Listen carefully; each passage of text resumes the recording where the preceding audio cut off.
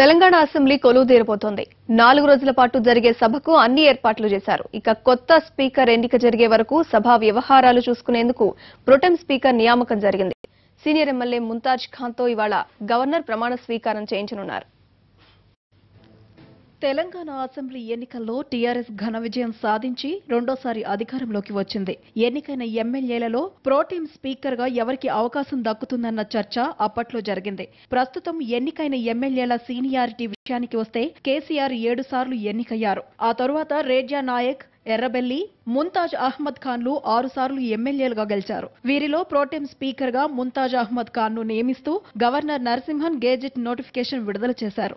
MIM నుంచి మొదటిసారి 1994లో అసెంబ్లీకి ఎన్నికయ్యారు ముంతాజ్ అహ్మద్ ఖాన్. 5 సార్లు యాకుత్పుర అసెంబ్లీ నియోజకవర్గం నుంచి గెలిచారు. 2018 అసెంబ్లీ ఎన్నికల్లో చార్మినార్ నియోజకవర్గ ఎమ్మెల్యేగా 6వసారి ఎన్నికయ్యారు ముంతాజ్ అహ్మద్ ఖాన్. మిత్రపక్షమైన ఎంఐఎం ఎమ్మెల్యేకు కేసీఆర్ ప్రోటెం స్పీకర్ గా అవకాశం కల్పించారు. ఈ నిర్ణయాన్ని రాజకీయ మిత్రుడు అసద్ కూడా స్వాగతించారు. ముంతాజ్ అహ్మద్ ఖాన్ స్పీకర్ గా ఇవాళ రాజ్భవన్ లో ప్రమాణ స్వీకారం చేశారు. గవర్నర్ నరసింహన్ సాయంత్రం ప్రమాణం చేయించారు. స్పీకర్ ఎన్నిక పూర్తయ్యే వరకు ముంతాజ్ అహ్మద్ ఖాన్ ప్రోటెం స్పీకర్ హోదాలో శాసనసభ వ్యవహారాలను పర్యవేక్షించనున్నారు. ప్రభుత్వం ఏర్పడిన తర్వాత తొలిసారి రేపటి నుంచి తెలంగాణ శాసనసభ సమావేశాలు జరుగుతున్నాయి. శాసనసభ్యుల ప్రమాణ స్వీకారం, స్పీకర్ ఎన్నిక ముగిసిన తర్వాత గవర్నర్ ఉభయ సభలను ఉద్దేశించి ప్రసంగిస్తారు. అలాగే బీఏసీ సమావేశంలో సభ నిర్వహణపై నిర్ణయం తీసుకుంటారు.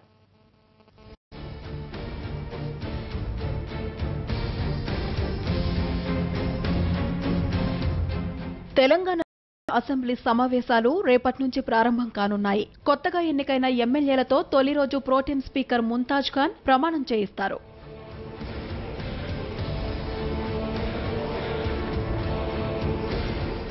119 సభ్యులతో ప్రోటెం స్పీకర్ ప్రమాణం చేయిస్తారు. సభానాయకుడిగా ముఖ్యమంత్రి ప్రమాణం చేస్తారు. ఆ తరువాత మహిళా సభ్యుల ప్రమాణం ఉంటుంది.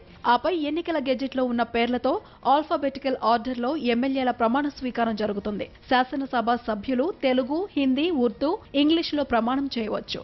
సభ్యులు అందరూ విధిగా రాజ్యాంగం, శాసనసభ నియమ నిబంధనలకు అనుగుణంగా ఉంటామని ప్రమాణం చేస్తారు. ఇక ఇప్పటికే స్పీకర్ ఎన్నికకు నోటిఫికేషన్ జారీ అయింది. సభ్యులుగా ఎన్నికైన వారు సంబంధిత ఫార్మాట్ లో స్పీకర్ పదవికి నామినేషన్లు చేసుకోవచ్చు. రేపు ఉదయం 10:30 నుంచి సాయంత్రం 5 గంటల వరకు నామినేషన్లు స్వీకరిస్తారు. అధికార పార్టీ తరపున స్పీకర్ గా అవకాశం ఎవరికి దక్కుతుందని జోరుగా చర్చ జరుగుతోంది.